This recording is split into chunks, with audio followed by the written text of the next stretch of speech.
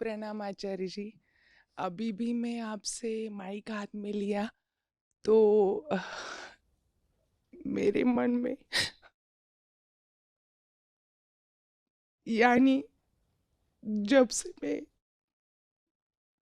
इतने पीड़ा में मेरा जो बचपन गुजरा, शादी हुई, सब पीड़ा में ही गया। तो मैं पिछले 8 साल से पूरा पीड़ा में थी। मेरा बच्चे का जन्म हुआ पूरा, यानी मैं कम शब्द में बताऊँ तो खाना खाते समय भी मुझे मार, ये सब मेरे साथ था। पर 2 साल हुए आपके साथ में मेरे फ्रेंड थी, तो उसके कांटेक्ट से आपसे मेरा कांटेक्ट हुआ। तब से मैंने ये सहना बंद ही कर दिया, डायरेक्ट बंद कर दिया। यानी पूरा जो मैं ढूंढती थी क्या करूं, मैं इससे बाहर निकलने के लिए क्या करूं, तो आप भगवान के रूप में मुझे दिखाई दिए।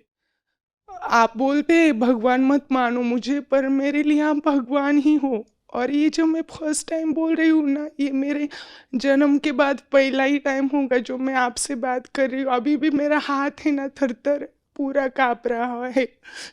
पर अभी 8 दिन हुए आचार्य जी, मैं तो अभी बाहर निकली हूँ आपके वजह से। और मेरा बच्चा है ना, मैं हॉस्पिटल में काम करती हूँ, मेरा 2-2 दिन डबल ड्यूटी लगता था। तो मेरे पति को बोलती थी उसको खाना खिलाया क्या, तो स्कूल में भेजा क्या, उसको अकेला ही भेज देता था।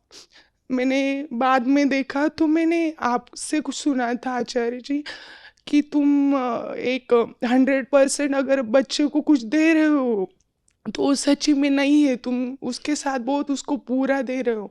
तो वही डिसीजन पर मैंने उसे हॉस्टल छोड़ दिया। तो कल रात को ही उसका मैसेज आया, मम्मी मेरा सेकंड नंबर आया।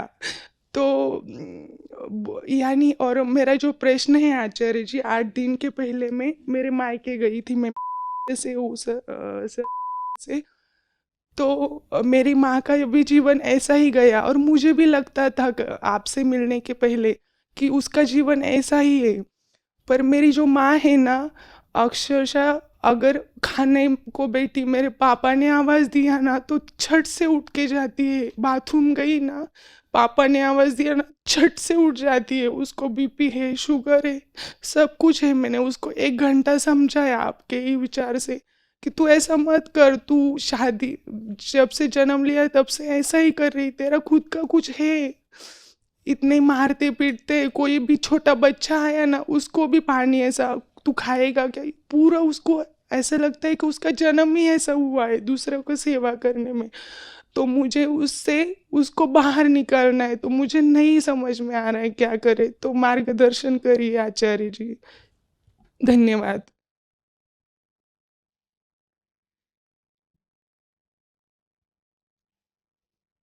आपका बेटा कितने साल का है? 10 साल का है आचार्य जी। हॉस्टल में है? हाँ। आप आर्थिक रूप से स्वनिर्भर हैं? हाँ आचार्य जी, मैंने जब से आपको सुना ना उसको हॉस्टल में डाल दिया, तो मैं खाली क्या करूँ। मैंने पीबी को एडमिशन लिया, आपको तो पता है उनके एकदम, वो एकदम ऐसा बहुत अच्छा कॉलेज है, तो उधर ही मैंने क्यों लिया कि आप बोले कि यानी आप तो बोलते नहीं, आप बोलते हैं, पर मैंने खुद को अच्छा कुछ मिलेगा इसीलिए उधर एडमिशन लिया। तो मैं रात को ड्यूटी करती हूँ और दिन में कॉलेज को जाती हूँ, सिर्फ 2 ही दिन घर रहती हूँ, मैं पूरा बिजी बना दिया मैंने।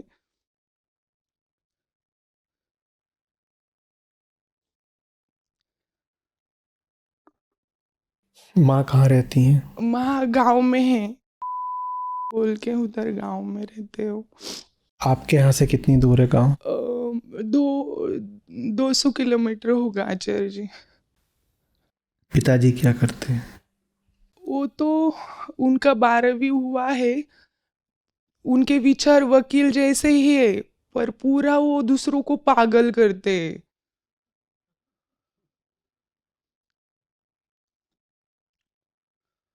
यानी मुझे भी गाली देते। मैं बोली माँ को ऐसा मत करो, तो बोलते मैं तेरा काम किया। तो मैं बोली मुझे पैदा क्यों किया, मेरा आपने काम किया। तो बोला मैंने चूक चूक की, तो फिर चूक को सुधारो आप। मैंने ऐसे फिर उनसे बात करने का ही कुछ ही मतलब नहीं है जी। माँ खुद क्या कहती हैं? वो तो पूरा, अभी 8 दिन पहले मेरे बच्चों को छोड़ने के लिए माँ गई थी हॉस्टल। तो उसको कुछ खाना था, टैबलेट्स लेनी थी। बट मेरे भाई के पीछे बैठी थी टू व्हीलर पर, वो जा रही थी हॉस्टल में, तो उसको दवाई लेना था। तो वो बोल भी नहीं पा रही थी मेरे भाई को कि रुक। वो एक बार बोली अरे मुझे थोड़ा सा खाना है, टैबलेट्स लेनी है। बोला रुक, जाएंगे जाएंगे जाएंगे। उससे तब से इतना शुगर उसका बढ़ गया है। तो मैं बोली तू क्या क्यों नहीं बोली, रुक ही, मुझे खाना है। यानी वो नहीं बोल पाती कुछ भी नहीं, ऐसा पूरा सहती ही है। तो उसकी जो मन स्थिति है ना, वो मैं कैसे सॉल्व करूँ, उसको कैसे बाहर निकालूं।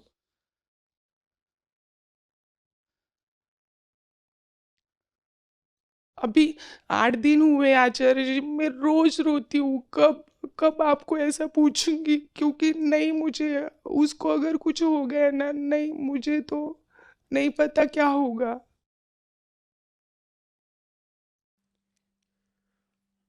हो तो सकता ही है, लेकिन यहाँ से जितने रास्ते हैं वो सब थोड़े खतरे के हैं। अब मैं नहीं जानता कि उसमें आपकी सामर्थ्य कितनी है, माँ की सहमति कितनी बनेगी, पिता की प्रतिक्रिया कैसी होगी, आपके पतिदेव का उसमें क्या रुख रहेगा, ये मैं जानता नहीं हूँ। नहीं तो रास्ते तो स्पष्ट हैं कि क्या करा जा सकता है, लेकिन मैं कैसे आपको किसी चीज़ की सलाह दे दूँ? मैंने ट्राई किया, उसको बोला मेरे साथ चल, मैं तुझे संभालूंगी। नहीं तो मैं खुद को ही मैं ही संभालती हूँ, बच्चों को भी मैं ही संभालती हूँ। नहीं तो मेरे जो ससुराल वाले ऐसे ही निठल्ले सभी, यानी वो मुझे ही नहीं संभाल पाते। सिर्फ अभी वो बोझा है कि पति के साथ रह रही हूँ, बस लोगों को दिखाने के लिए। अभी नहीं है कोई पीछे। अभी बात ये है ना, आप माँ को किसी तरीके से अपने साथ ले भी आएंगी। तो मेरा सवाल ये है कि क्या माँ सहमत होंगी आपके साथ रहने के लिए? जब माँ ने पूरा जीवन बिल्कुल पतिपरायण होकर बिताया है, तो पति को छोड़ के, वो भी बुढ़ापे में, क्या वो आपके साथ रहने को सहमत हो जाएंगी? ये पहला प्रश्न है। दूसरा, आप अभी भाव के उद्वेग में माँ की बात कर रही हैं, बहुत अच्छा है, पर माँ को आप भी क्या शांति से, खुशी से लंबे समय तक अपने पास रख पाएंगी? अभी भाव है, ठीक है, पर एक बुजुर्ग जिसने जीवन में कभी बाहर की दुनिया ना देखी हो, उसे अपने पास लाना माने बच्चे जैसी जिम्मेदारी हो जाती है। वो भी बुजुर्ग भी, वो बीमार हैं, आपने खुद कहा कि शुगर और कुछ बीमारियां हैं, तो बिल्कुल बच्चा एक जैसे घर में आ गया वैसा हो जाता है। तो उसमें आपकी कितनी सामर्थ्य रहेगी और आप कितना तैयार हैं उस चुनौती के लिए, सब कुछ इस पर निर्भर करता है। तो दो बातें हैं। पहला, क्या माँ चाहती भी हैं कि उनका जीवन बदले? हाँ। तो चाहती हैं। नहीं, ये यही तो आपको पूछना है, उसकी स्थिति क्या है मन की, यही नहीं पता चल रहा। स्थिति तो उनकी वही है जो किसी भी भारतीय स्त्री की होती है। इसमें कोई क्या बताए कि मैं एक आपको नज़ारा बता रहा हूँ ना। एक घर में लड़की है, वो माँ को कुछ बोल रही है, माँ को कुछ बोल रही है, माँ से उसकी थोड़ी गर्मा गर्म बहस चल रही है। तो वो माँ से उसकी बहस चल रही है, अपना बहसबाजी चल रही है, और चल रही है 15 मिनट से। अब ये सुन के बाप आ जाता है, और बाप लड़की को कुछ बोलता है। तो जितनी बहस माँ से चल रही थी, उसकी आधी उग्रता से लगभग शांत होकर के बेटी बाप को कोई जवाब दे देती है। वो माँ जो अभी तक बेटी की सारी बातें सुन रही थी, वो माँ बेटी को थप्पड़ मार देती है। क्या बोल के? बाप को जवाब देती है। ये चल रहा है। बेटी माँ को क्या बोल रही थी, माँ ने सब सह लिया, पर उसी बेटी ने बाप की किसी बात का बस जवाब दे दिया, तो माँ ने बेटी को थप्पड़ मार दिया। क्या बोल के? बाप को जवाब देती है। तो यही बाप को जवाब दे। और ये बात बाप नहीं कह रहा है, ये बात माँ कह रही है कि सबसे बड़ा पाप क्या है? बाप को जवाब देना। तो ये तो व्यवस्था है हमारी पौराणिक पुरानी, जहाँ जो पति है या पिता है, जो पुरुष है घर का, वो परमेश्वर है। तो यही चल रहा है उनके मन में, इसमें कोई रहस्य नहीं है। अब ये चीज़ इतनी पुरानी और इतनी गहरी है कि मुझे इसमें संदेह है कि माँ इस पुराने ढर्रे को तोड़ना चाहती भी हैं क्या? आपको लग रहा है कि वो कुछ जानती नहीं, उनका कोई विकास नहीं हुआ, कोई जीवन नहीं है, बस सेवा करती रहती हैं। वो अपने देखे अपना धर्म निभा रही हैं। आपकी नज़रों में वो शोषण है, उनकी नज़रों में वो उनका धर्म है। तो अगर वो नज़र नहीं बदलती तो आप उनकी सहायता नहीं कर पाएंगी।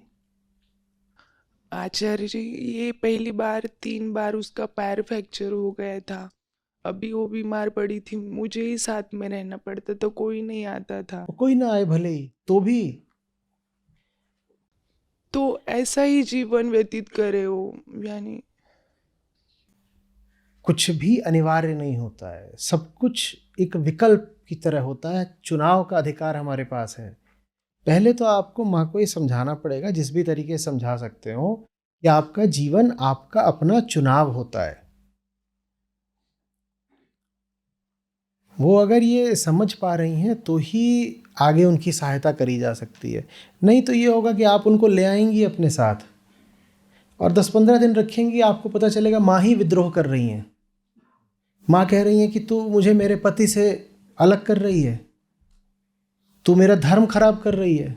माँ ही आपके खिलाफ हो जाएंगी। सहायता बिल्कुल करनी चाहिए, पर जिसकी सहायता की जा रही है वो कम से कम थोड़ी बहुत तो इच्छा दिखाए सहायता ग्रहण करने की।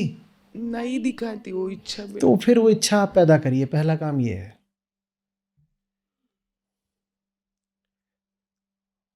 नहीं तो याद रखिएगा, थप्पड़ कि बाप से जबान लड़ाती है,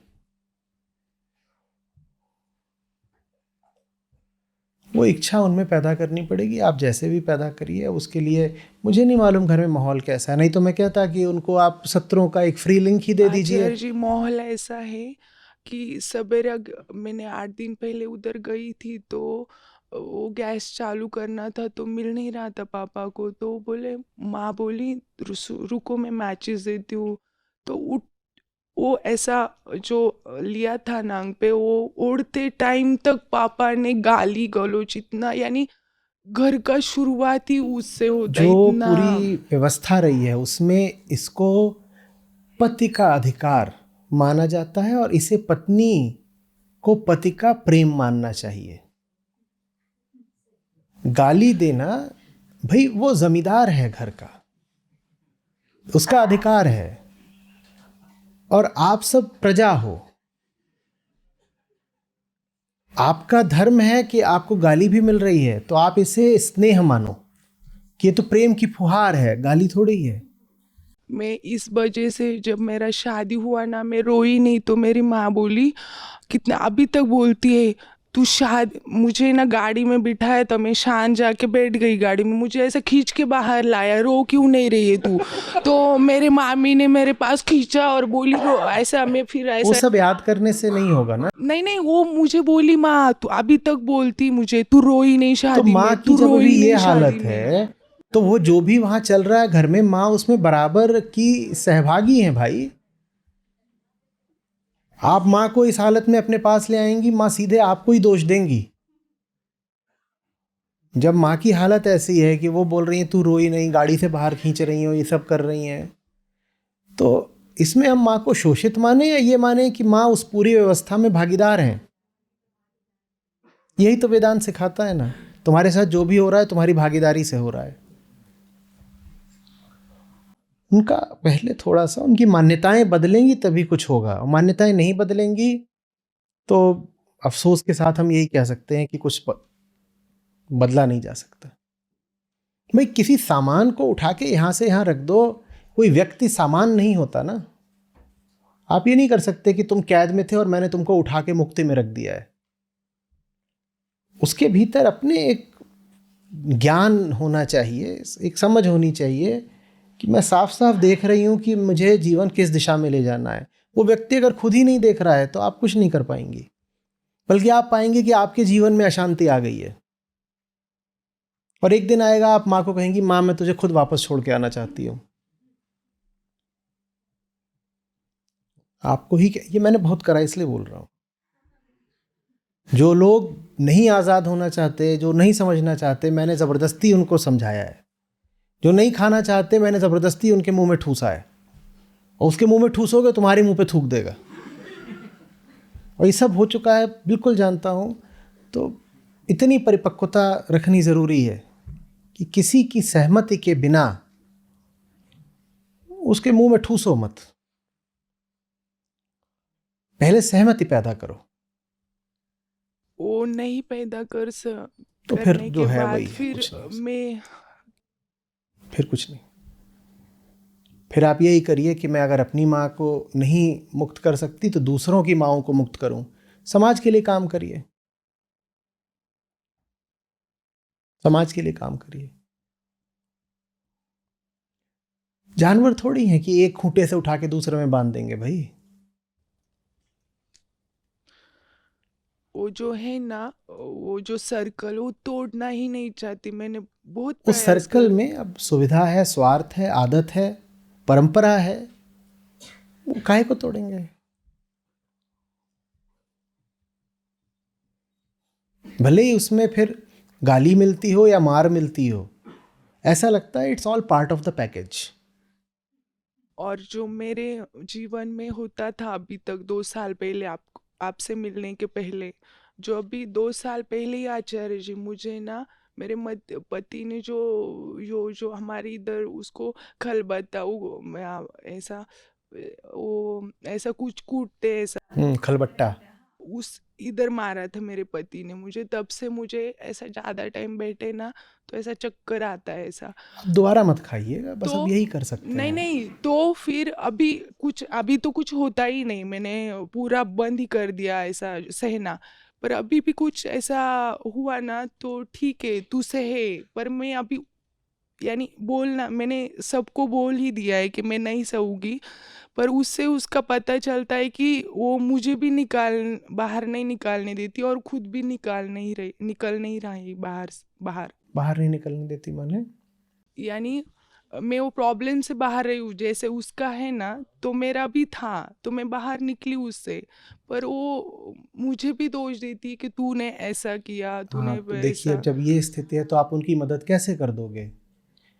वो ये नहीं कह रही हैं कि तुम मेरी उम्मीद हो, हाँ, तुम आज़ादी की मेरी किरण हो। वो तो आपको दोष देंगी कि ये तो छोड़ दे कि तू मुझे मुक्त करना चाहती है, राहत देना चाहती है, तू खुद भी वैसे ही रह जैसे मैं अपने पति के साथ रहती हूँ। उनके पास भी एक पति है, वो उसके साथ एक तरीके से रहती हैं।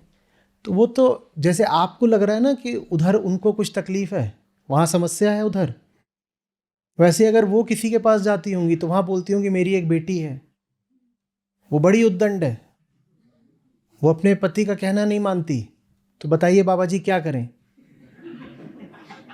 तो उधर बाबा जी उन्हें कुछ वशीकरण मंत्र वगैरह दे रहे होंगे, हाँ, कि ये बेटी को बांध देना, फिर वो पति की मार आराम से खाएगी। हाँ, हुआ ही ऐसा, हुआ भी है बहुत बार।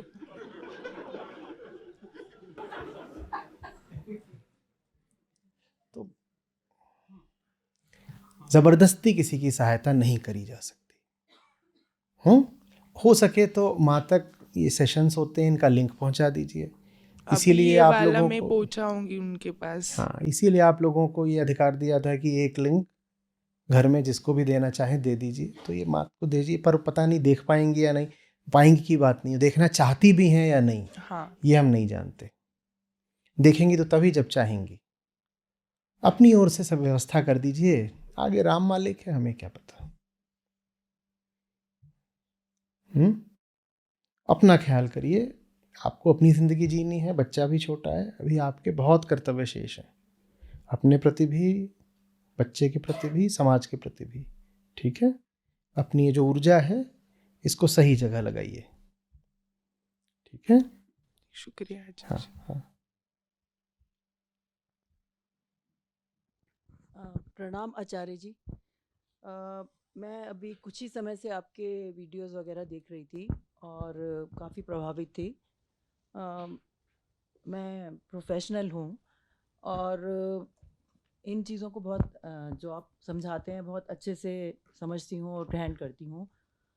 कुछ चीज़ें मेरे दिमाग में एक क्वेश्चन है कि जैसे हम अच्छे विचारों को दिमाग में ग्रहण करते हैं, ठीक है, वो आ रहे हैं, लेकिन कई बार ऐसा होता है, एक जनरल टेंडेंसी होती है कि जो हमारी पुरानी मिथ्स हैं, पुराने घटनाएं होती हैं, वो हमारे दिमाग से निकल नहीं पाती।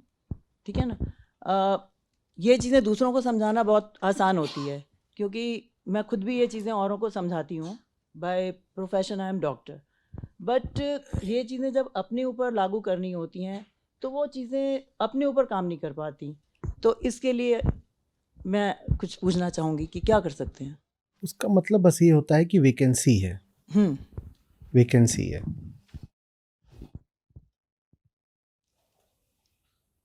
मन को सही विषय देना पड़ेगा, नहीं तो जो वो खाली स्थान है, जो खाली जगह है, उसको वो किसी पुरानी चीज से ही भरे रहेगा। आपके पास कपड़ों की अलमारी है, उसमें पुराने कपड़े हैं, आप नए कपड़े एक दिन ले आती हैं, आप कहती हैं बहुत हो गया ये पुराने कपड़े हैं, आकार साइज सब कुछ जो भी आप ले आती हैं। पुराने कपड़े अभी तक चल रहे थे और अलमारी में अपनी जगह वो पकड़े हुए थे, अलमारी पूरी भर चुकी है। अब आपको मजबूरन क्या करना पड़ेगा? उनको हटाना पड़ेगा। वो नहीं हटेंगे जब तक नए कपड़े नहीं आएंगे, क्योंकि वैकेंसी है। जब तक नए कपड़े नहीं आएंगे पुराने नहीं हटेंगे। अहम जो होता है ना, अहम, क्योंकि ये अकेला अधूरा होता है तो इसीलिए ये खालीपन स्वीकार नहीं करता, ये लोनली हो जाता है ना, तो ये कुछ ना कुछ पकड़ के रखता है और हमें मानना पड़ेगा कि ये पकड़ेगा तो है ही। तो जब इसे पकड़ना ही है तो इसे सही विषय देंगे ना पकड़ने के लिए। सही विषय नहीं देंगे तो ये अतीत का ही कोई पुराना विषय पकड़े रहेगा। तो ये मेरा व्यक्तिगत अनुशासन भी है और मैं आपसे भी कह देता हूँ, मेरा भी व्यक्तिगत जीवन है, अतीत है, बहुत सारी बातें हैं, दिन भर भी यहाँ काम करता हूँ, उसमें भी बहुत सारी बातें हैं जिनमें आदमी संबंधित रहता है, ऊंच नीच होती है, इतनी चीज़ें। जब भी मुझे दिखाई देता है कि मन जो है घूम रहा है, व्यथित हो रहा है, मैं अपने आप को काम में दूना झोंक देता हूँ। मेरे पास हर चीज़ का एक ही समाधान है, काम। और अगर कभी मन ज़्यादा व्यग्र होने लग जाए तो मैं बिना सोचे समझे एक निष्कर्ष भी निकाल लेता हूँ, मैंने काम में बेईमानी करी है। मैंने काम में बेईमानी ना करी होती तो इसको भटकने का मौका कहाँ से मिलता। और फिर मैं ठहर करके पूछता भी नहीं कि लगा तो नहीं कि बेईमानी करी है, काम तो कर ही रहे हैं। मैं कहता हूँ निष्कर्ष निकल चुका है, फैसला हो चुका है, बहस खारिज, बहस समाप्त, काम शुरू। अगर बेईमानी हुई है काम में तो उसका उपचार तो बस एक है ना कि दूने काम में अब डूब जाओ।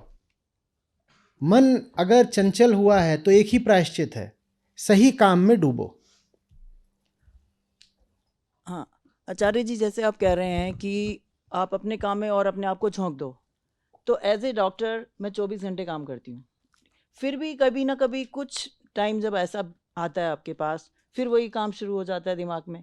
अब 24 आवर्स तो आप अपने काम में झुके हुए हो, 16-17 घंटे हम लोगों ने काम कर लिया, रात को 2 बजे भी काम करके आ रहे हैं, तो उसके लिए क्या किया जाए? उसको फिर मानना चाहिए कि जन्म लिए का दंड है, यस। कि एकदम थक गए, तो पूरे भी तरीके दूसरा से अपने आप को, अपनी ऊर्जा को खाली कर दिया। मैं समझ रहा हूँ आप क्या कह रही हैं। यस। और उसके बाद सोने गए तो और तुरंत लेटते तो नींद आएगी नहीं, हम्म 10 मिनट लगे, कभी आधा घंटा भी लग जाता है। हम्म और 10 मिनट में ही मन, हम्म तो उसको कुछ नहीं है, उसको बस देखिए कि वाह बेटा वाह, तुम तो तुम ही रहोगे। और अपना 10 मिनट उसको देखिए और सो जाइए। यस। ठीक है, कुछ नहीं, हर चीज का उपचार नहीं होता, कुछ चीजों को तो बस छोड़ देना। दृष्टा होकर देखना होता है कि ऐसा है, क्या करें उसका।